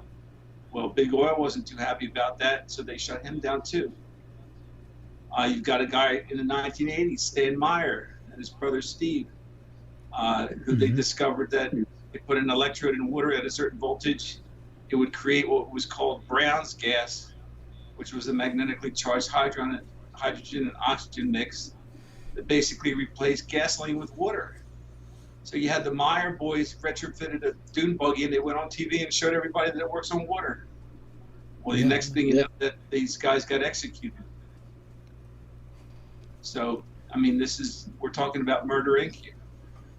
It's not enough to create the invention. You got to be able to patent it. You got to be able to do it in as much transparency as possible, because if you hide, that's when they kill you. And Dr. Greer has worked with some of these people, tried to advise them, and they didn't listen. So the only chance of something like this working out is if you are already a multi-millionaire, and you're doing this at home secretly, like Iron Man, and then you make copies in your... Yeah, I mean, that's the only way I can imagine that working. It's actually, Alan, it's the exact opposite. What Dr. Greer says is that what you do is you set your lab up on the internet, that everybody gets to see you doing these breakthroughs. Everybody, the information gets shared with the entire world, because it's sharing. So in real time, as you're doing it, as you're building it in real time, share that information. Exactly. Okay. And Unacknowledged and Undisclosed goes on to tell how that can happen. Yeah. And if nothing else, Tesla coils are really cool, and I would love to have one in my home. But if I had to choose, yeah, I would much rather 0 point energy. So let's talk a little bit about your future works. Do you have anything coming up to follow up on Undisclosed? I mean, I know that right now you're, full force focused on this, but I can only imagine that because you are so passionate about this topic, that you must have something else in mind that you feel needs to be focused on. Well, I'm committed to making it successful with Dr. Greer, and I've committed my skills as a writer to, if we were able to get a TV series based upon one of these two books, or based upon the knowledge of Dr. Greer that he's accumulated over the last 30 years, that I would help write the series. So do you feel like you've covered? Do you feel like you've covered everything that you wanted to in this one book? Let's put it this way: it's got everything in there that's happened to Dr. Greer over the last 30 years. It's got everything in there that over the last 70 years, because it's been 70 years this summer since Roswell. Actually, it's been 70 years this week. Let's see, today's the 19th, so yeah, I mean, towards the end of the month, we're going to celebrate or commemorate 70 years since the three UFOs were shot down over Roswell. And all that information is in there, testimonials that back it up, the location. Yeah, I definitely I need to get this book for sure. I regret not having able to read it before the interview, but actually I'm even more interested now that we've been talking about it. Okay, so then you feel that everything that we need to know, in a sense, is in this book, right? I mean, you're sort of touching on every aspect of Dr. Greer's work and knowledge that he's passed on to you. Undisclosed is the story that is faction that weaves his information together into a plot, which makes it more interesting to a lot of readers. Dr. Greer's book is the historical account that flows through the history of over the last 70 years and divulges everything that's going on. So either book contains the information. It depends how you want to disseminate it. You want to absorb it in a story, you can get Undisclosed. If you want to absorb it as a nonfiction book, you can get Unacknowledged. I would recommend getting them both. Well, you're a storyteller. Recently, we went to see at the New York Philharmonic E.T., the extraterrestrial, the movie, with the live orchestra on this huge screen. And it was one of the most moving cinematic experiences, if not the most moving cinematic experiences of my life. Because that is definitely my all-time favorite movie, top 5 at least. But certainly my favorite children's movie, if you can put it into that category. And it was so moving. And I just wonder what stories or what movies did you see growing up that had a major impact on you as a storyteller? Well, it's interesting you mentioned E.T. because that was based upon a true story. That was based upon the fact that one of the extraterrestrials, one of these greys, if you call them that survived the crash at Roswell, was actually held captive for 3 years. And Spielberg was able to get that information and create. That's what inspired the movie E.T. That the creature was actually named Eben, E-B-E-N, for extraterrestrial biological entity. That's what Eben stood for. And they learned a lot from Eben over the 3 years that he was held captive, for any lack of a better word. So you're sort of drawing a parallel between your work with Mr. Greer, then. You're taking this real life information and translating it into a book. Yeah. Exactly. So anyway, what is your favorite? What was your favorite film growing up that had an impact on you? Well, as the author of the Meg series, I'd probably have to say Jaws. I mean, because when I saw Jaws, it made me want to read more about great white sharks. And when I read more about great white sharks, there was always a little blurb about Carcharodon megalodon, the 70-foot prehistoric cousin of the great white, and nothing commercial had ever been done about it. But I held that information for 20 years, and when I finally got around to writing my first book, that's what spurred me on. Reading Jaws. Do you ever get worried? Because I know, Hollywood makes some mistakes. I mean, we saw Independence Day 2 Resurgence. Even though there were aspects of it that I actually really enjoyed, it did not do very well. So, are you afraid? Do you have any say in the process at all? Well, you mean in the process of bringing Dr. Greer's information to the big screen? Yeah, the Unacknowledged and/or Undisclosed, or your thriller Meg. In any of these circumstances, are you afraid that they're going to just totally, miss the mark? Well, the fact that I'm close friends with the producer of Meg sort of protects the quality of that project.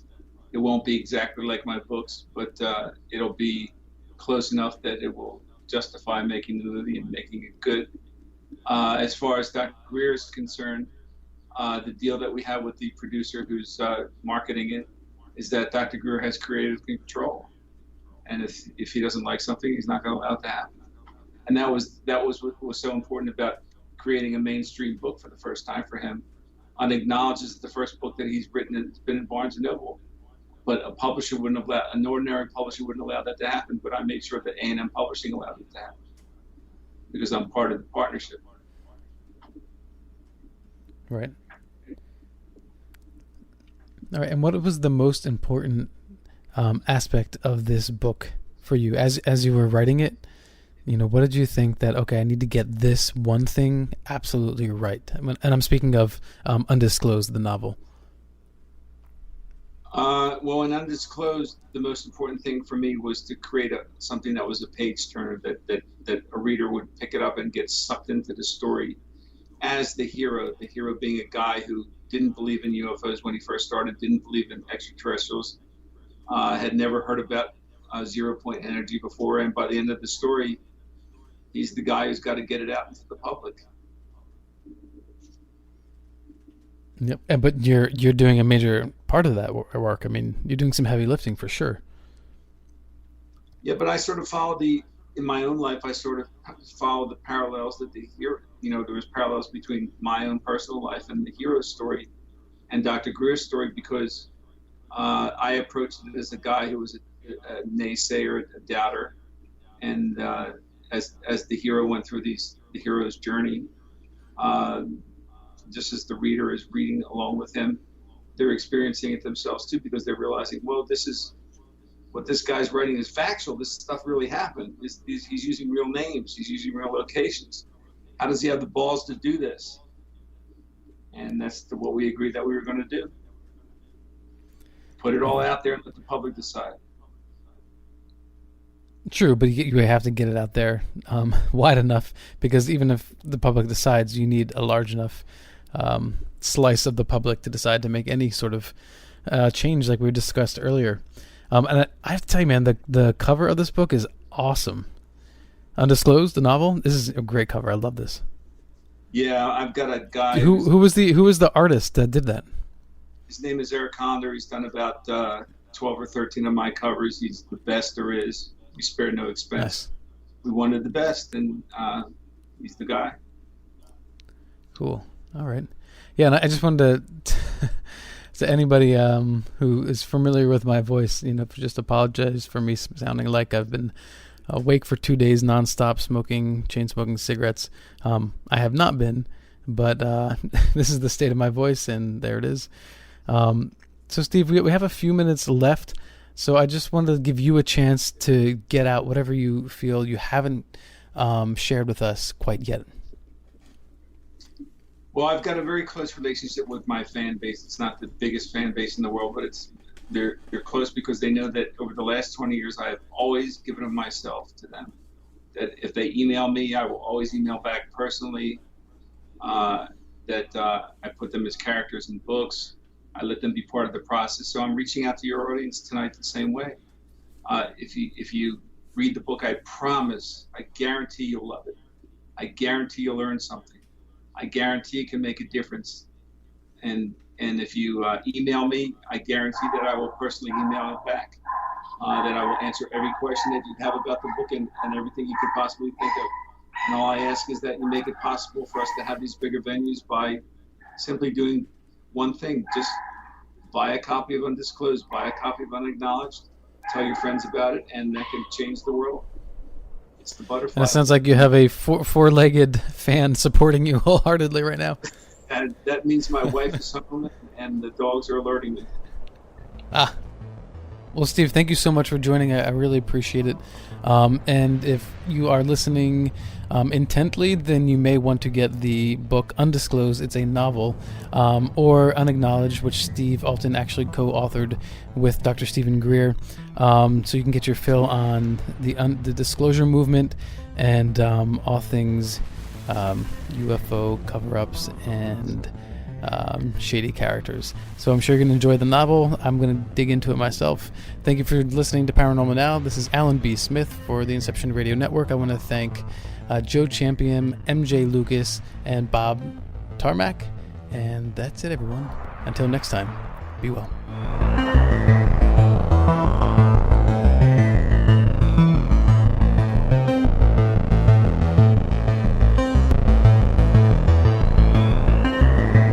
Hi, this is Maury Moreland Morrison, here to tell you Geico has more than just great savings. Much more. Geico's been around for more than 75 years, back when they were using Morse code. Sorry, that's just my sense of humor. What's more, with Geico you get 24/7 access to licensed agents on the app, online, or over the phone, so you can talk to them at night or in the morning. So forevermore, just know that no other auto insurer has more than Geico. More power to you. Geico. Expect great savings and a whole